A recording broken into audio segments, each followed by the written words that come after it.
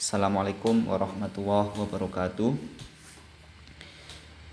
Innal hamdalillah nahmaduhu wa nasta'inuhu wa nastaghfiruh wa na'udzu billahi min syururi anfusina wa min sayyiati a'malina may yahdihillahu fala mudhillalah wa may yudlilhu fala hadiyalah wa asyhadu anna Muhammadan abduhu wa rasuluh la nabiyya ba'dah.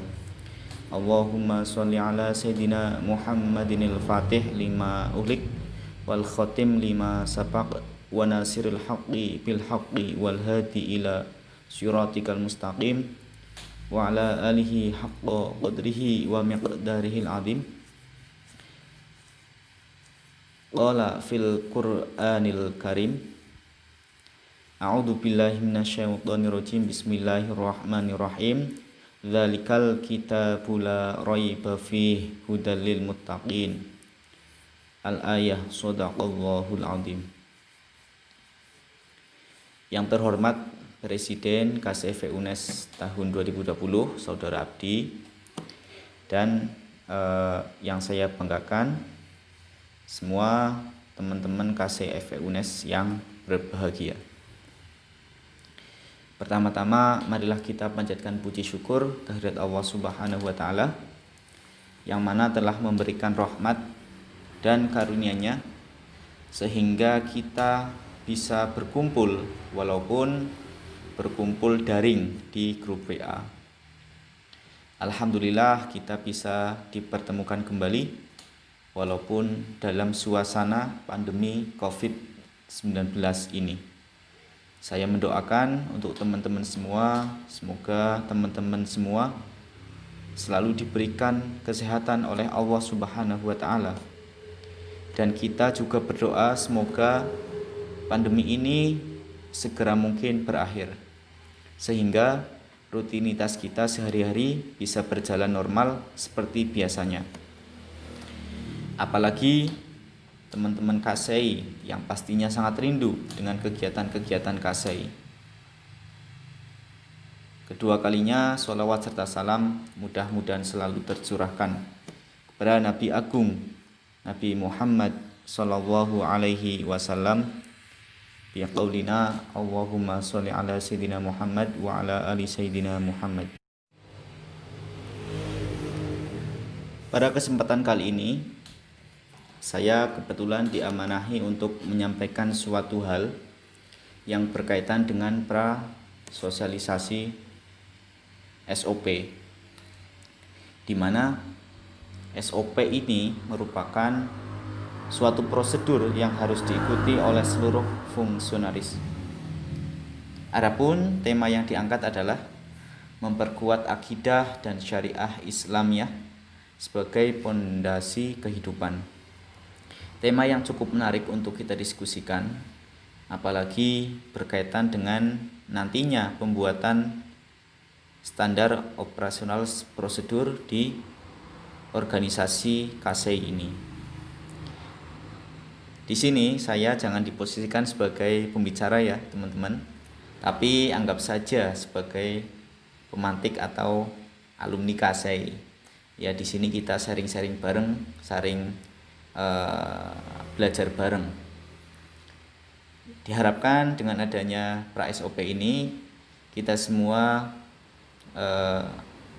bisa lebih baik lagi dalam menjalankan kehidupan, terutama dalam menjalankan SOP di KSEI dengan mengharap ridho Allah Subhanahu wa taala. Ada suatu ungkapan, undur maqola wala tanzur man qola. Artinya, lihatlah apa yang diucapkan, jangan lihat siapa yang mengucapkan. Nah, di sini kita diskusi santai saja ya dalam rangka pra SOP KSEI 2020.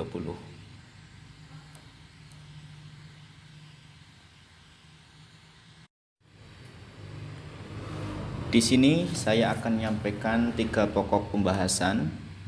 Yang pertama akidah, yang kedua syariat, dan yang ketiga aplikasi akidah dan syariat dalam kehidupan kita sehari-hari. Baik, untuk yang pertama, akidah. Pengertian akidah. Akidah itu merupakan beberapa perkara yang wajib diyakini kebenarannya oleh hati, mendatangkan ketentraman jiwa, menjadi keyakinan yang tidak bercampur sedikitpun dengan keraguan-raguan. Nah, pada akidah ini ada beberapa poin penting, yaitu perkara yang wajib diyakini, yang mendatangkan ketentraman jiwa, dan tidak bercampur dengan keraguan-raguan. Dari definisi tersebut perlu diperhatikan secara seksama agar mendapatkan pemahaman yang proporsional. Dapat dijabarkan pengertiannya sebagai berikut ini. Yang pertama, setiap manusia itu memiliki fitrah mengakui kebenaran. Contohnya, akidah ini dengan adanya akal kita untuk mengetahui mana yang baik dan mana yang buruk. Kedua, keyakinan yang kokoh itu mengandaikan kebebasan dari keraguan-raguan, bahwasanya kita harus yakin dengan adanya zat yang maha pengasih lagi maha penyayang. Jadi yang kedua ini, dengan adanya akidah kita akan yakin tanpa ragu dengan adanya Sang Pencipta Allah Subhanahu wa taala. Yang ketiga, dengan adanya akidah ini mampu mendatangkan ketentraman jiwa kepada orang yang meyakininya. Contoh dengan kalimat ala bidzikrillahi tatma'innal qulub. Nah, dengan kalimat itu kita bisa mendapatkan ketentraman. Nah, itu merupakan suatu penjabaran dari suatu akidah. Yang keempat, akidah ini membuang jauh-jauh hal yang bertentangan dengan hal tersebut.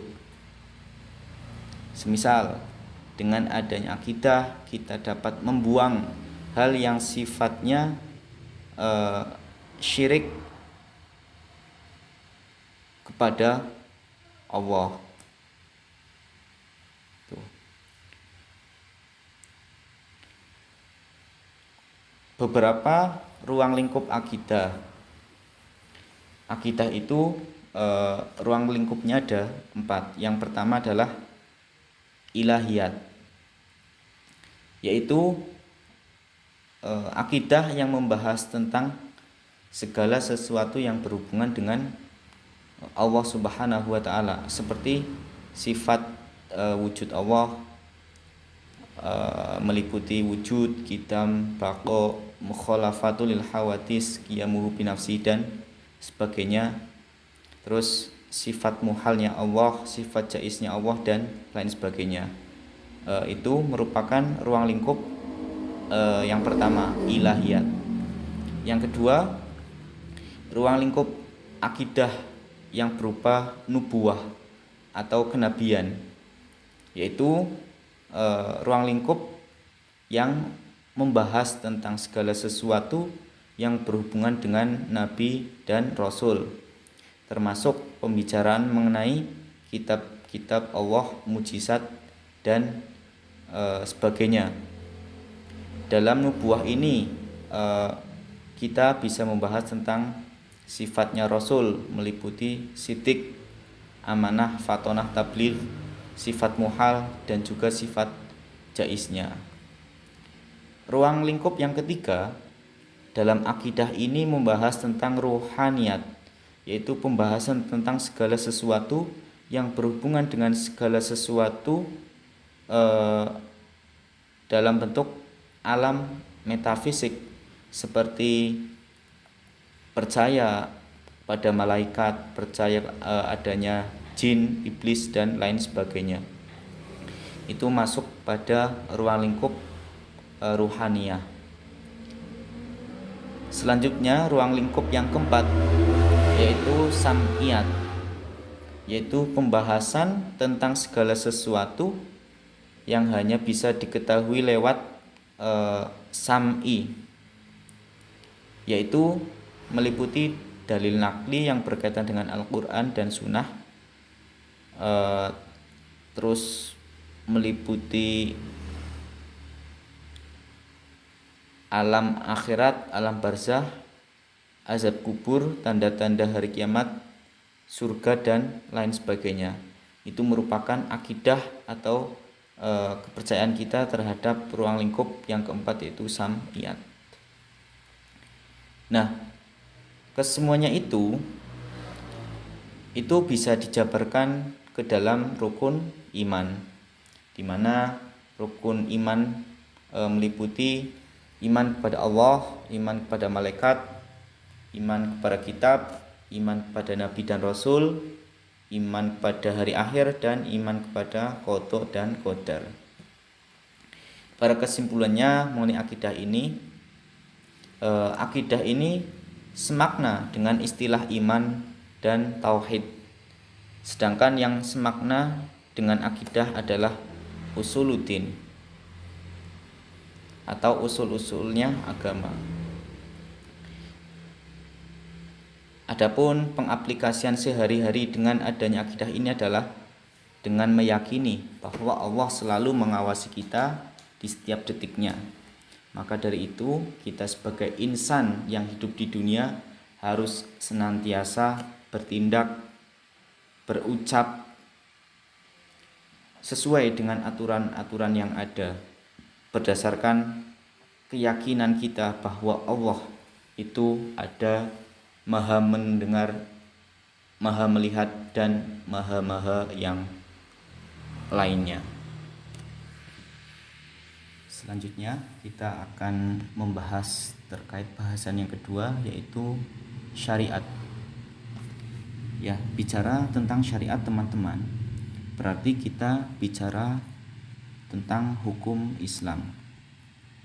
Kita mengawalinya dengan definisi syariat dari Imam Abu Muhammad Ali bin Hazm dalam kitab Al-Ihkam fi Usulil Ahkam, yang berbunyi, wa amma syari'atu fahiya ayatiya nashul Qur'an au sunnah au nashul fi'lu minhu alaihi salam au iqrarun minhu alaihi salam au ijma'un.